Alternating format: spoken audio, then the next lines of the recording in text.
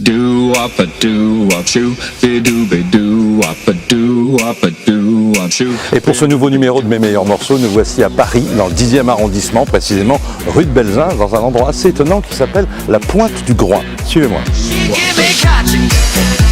Et quand je vous dis que c'est un endroit à part, vous allez le voir, c'est vraiment un endroit très très à part. Dès l'arrivée d'ailleurs, regardez, sur le bord du comptoir, une machine, elle s'appelle le Distri Groin. À quoi ça sert? C'est très simple, à distribuer des groins, car ici on ne paye pas en euros, on paye en groins. Le principe est très simple, vous prenez votre plus beau billet de 20 euros, vous le glissez dans la fente et vous avez quelques groins. Si vous n'avez pas de billet sur vous, vous pouvez payer avec votre carte bancaire. Et une fois ici, c'est vous qui vous servez avec vos petites piécettes de groins. On va aller voir comment ça se passe. Et l'heureux propriétaire de ce lieu magique, on va dire, c'est Thierry Breton qui nous attend. Bonjour Thierry. Bonjour. Comment allez-vous? Très bien, très bien. Merci de nous recevoir. C'est lui qui va participer aujourd'hui à Mes meilleurs morceaux.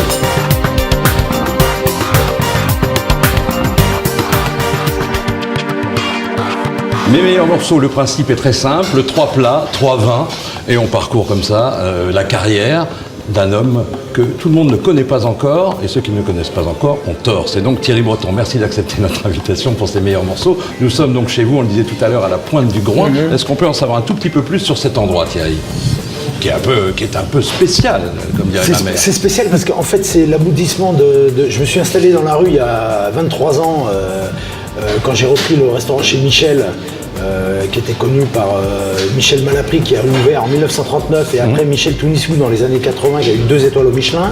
On a repris le restaurant chez Casimir, le bistrot aussi, qui était juste à côté, qui avait aussi périclité. Et puis la Pointe du Groin, en fait, c'est entre les deux, et en fait, c'est l'aboutissement des 2 affaires. Une affaire bistronomique, une autre affaire bistrot de quartier.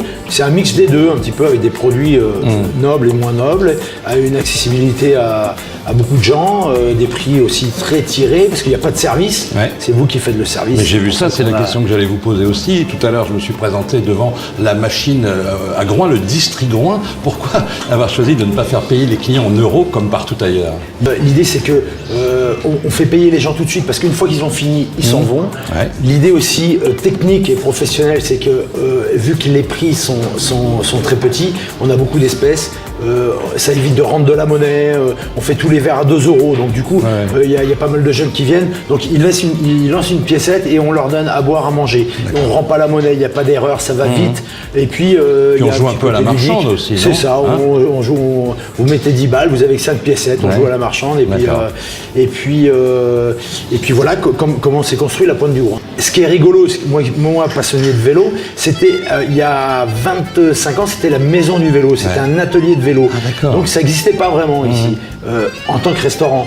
Donc du coup, j'ai pu le rebaptiser en mémoire à ma région natale, l'Ille-et-Vilaine. La Pointe du Groin, où un restaurant du même nom existe aussi. Tout à fait, tout à fait. Je ne sais pas si les camarades qui travaillent ici, ils sont déjà allés, mais c'est un bel endroit, en tout cas. C'est magnifique, c'est resté sauvage, préservé, sauvage, typique de notre région d'Ille-et-Vilaine. Allez, on va revenir un petit peu en arrière, c'est le principe de l'émission. Mais d'abord, le premier plat que vous avez sélectionné pour nous, c'est une soupe. Est-ce qu'on peut en savoir un petit peu plus sur cette soupe? La soupe, c'est dans les entrées, en fait, à l'époque. Dans l'ancien temps, la soupe, c'était le plat d'accueil. Il y avait soupe, entrée, hors d'œuvre, rôti, etc., etc., etc. Du coup, la soupe, nous, on a remis un peu la soupe au goût du jour. Et aujourd'hui, ici, c'est une soupe de légumes, des légumes raves, des gros légumes d'hiver, avec laquelle les épluchures, tout ça, on les compote et tout, et on fait une soupe. Et on va la manger avec vous, en buvant quoi alors? Parce que le principe aussi est de choisir un vin qui s'y adapte. Vous avez choisi quoi? Voilà, un vin qui pourrait se revendiquer comme être le vin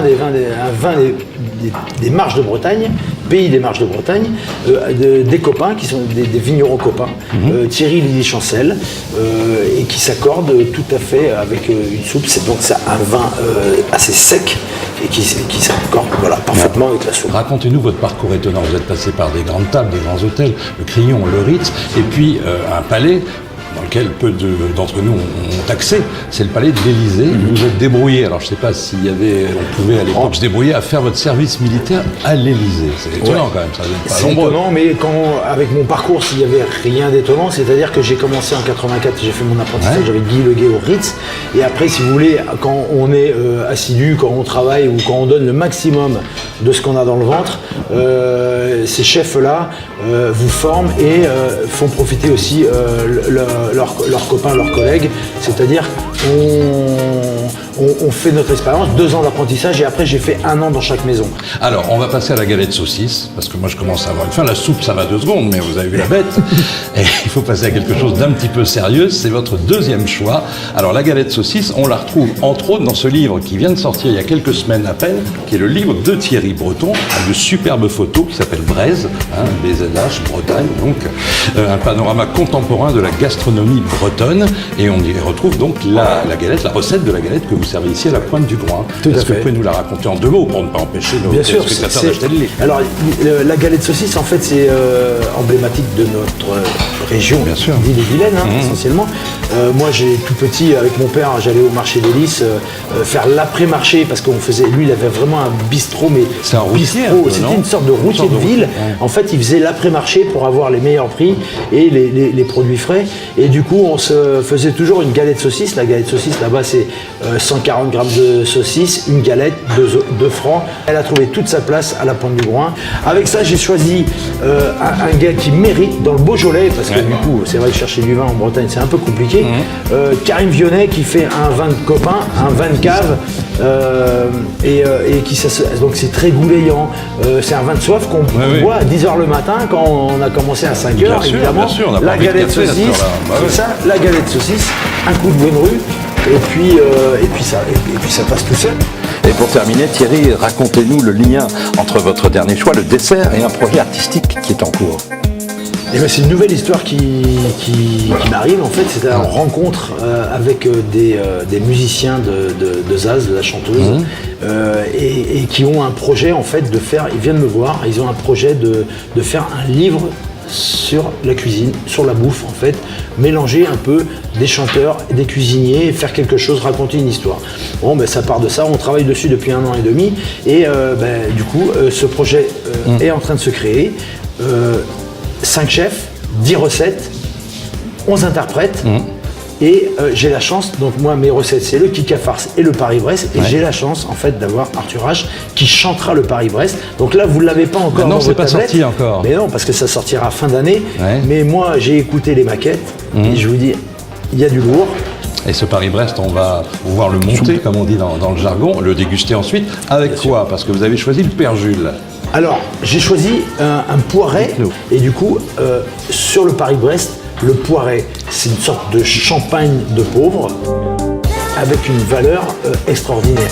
C'est un cidre de poire. De poire, c'est ça. Eh bien alors, on va le boire. Santé, avec le Paris-Brest, bien évidemment. Et au fait, qu'est-ce que je fais des groins qui me restent? Je vais au bar et je... Vous revenez, ou vous pouvez même les donner à vos enfants, vous êtes sûr qu'ils n'achèteront pas des conneries. Merci Thierry Breton de nous avoir reçus pour mes meilleurs morceaux, et à bientôt à la Pointe du Groin. Au revoir. Avec plaisir.